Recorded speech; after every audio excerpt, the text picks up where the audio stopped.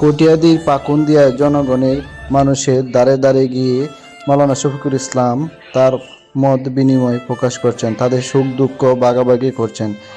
ওনার মতো নেতা পাওয়া আমাদের সত্যি ভাগ্যের ব্যাপার ছিল। ওনাকে আমরা ধরে রাখতে পারলাম না। একটা সরকারি টাকা নিজের পকেটে ঢুকাইতে কলিজা কাঁপার কথা না।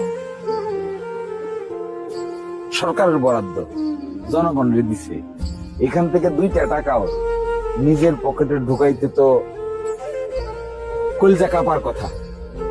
তো মাসের টাকা, এটার মালিক তো জনগণ। আমি কি করে এটা ঢুকাবো নিজের পকেটে?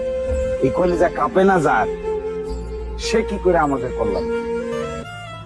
কটিয়াদীর পাকুন্দিয়ায় সকল ইমানদার ও সৎ ব্যক্তি ভেবেছিল ন্যায় ও ইনসাফ কায়েম হতে যাচ্ছে এই কটিয়াদীর পাকুন্দিয়ায়। তাদের সকল আশা আকাঙ্ক্ষা ভেঙে চুরমার হয়ে গেল কিছু কুকীর্তি ও শয়তানি বুদ্ধির কাছে।